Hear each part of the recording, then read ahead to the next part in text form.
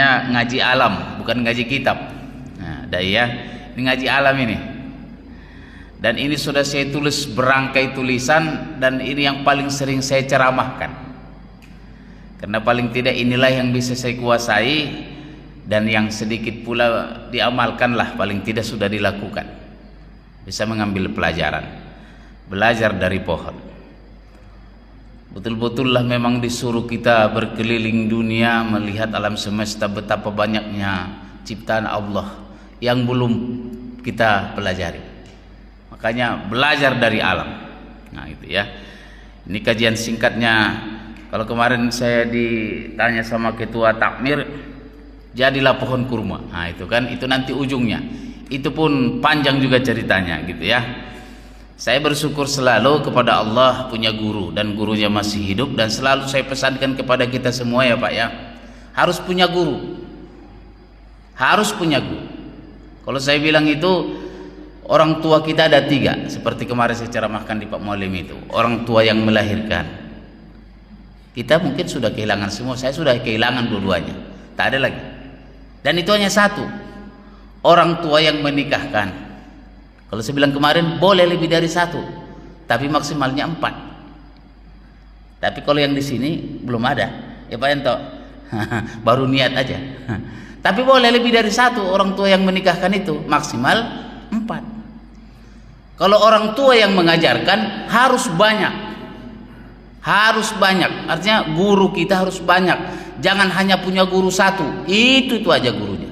Nanti kacamata kuda, yang benar cuma itu aja, yang lain salah. Bahayanya macam kacamata kuda itu begitu. Jadi boleh kehilangan orang tua yang melahirkan, boleh kehilangan orang tua yang menikahkan, tapi tidak boleh kehilangan orang tua yang mengajarkan. Sampai mati kita harus punya guru, dan banggalah kepada guru. Masih punya guru kita, gitu ya, masih punya guru kita, karena gurulah yang membimbing kita, baik secara intelektual maupun spiritual maupun sosial. Insya Allah selamat kita kalau masih punya guru. Nah, insya Allah selamat. Ini kan kita enggak. Kalau mobil rusak, kemana kita?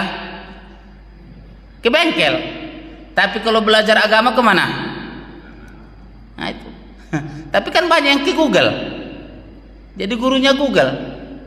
Enggak. Ke ulama kita, ke ustaz. Baik. Ini ungkapan yang saya ambil juga dari teman saya, seorang guru, seorang dosen. Dan selalu ini saya ulang-ulang, dan saya renungi betul ini Pak. Mendidik itu tak bisa mendadak, karena yang yang mendadak itu tidak mendidik. Instan. Pengennya langsung pandai, pengennya langsung bagus, nggak bisa. Maka saya bilang, dalam tulisan yang lain itu saya tulis, mendidik itu bagaikan menanam pohon. Kan nggak langsung menanam pohon besok langsung berbuah, iya kan Pak? Kecuali kita beli bibitnya udah ada buahnya. Aku cuma 2 bulan langsung berbuah.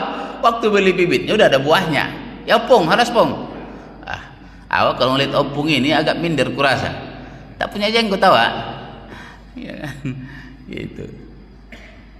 Jadi kalau yang mendidik itu gak bisa mendadak, ada prosesnya. Nah kita itu kan pengennya mendadak aja. Makanya rusak kita ini karena mentalnya instan.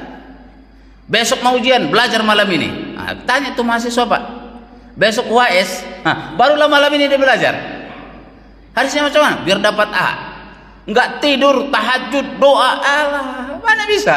Tapi waktu belajar diskusi diam aja, dia tak belajar. Enggak. Pengen cepat kaya. Orang Pak kalau pengen cepat itu pasti ketipu, pasti salah. Pengen cepat kaya, main judi dia. Pasti rusak. Ya kan? Pengen cepat kaya, investasi bodong, ketipu. Nah, gitu ya.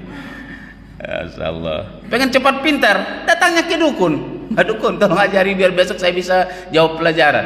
Astagfirullah. Nah, inilah kita yang sering kali lupa, Pak. Semuanya harus ada prosesnya, dan prosesnya panjang. Cuma sekarang bisa dipercepat prosesnya, iya. Gitu ya. Tapi intinya adalah mendidik kita bisa beda mendadak. Karena setiap yang mendadak itu tak mendidik, pelan gitu ya, gitu.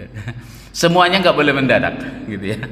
Nah, dalam kesempatan singkat ini sudah saya tulis dan sudah saya jelaskan tentang 5 macam karakteristik pohon.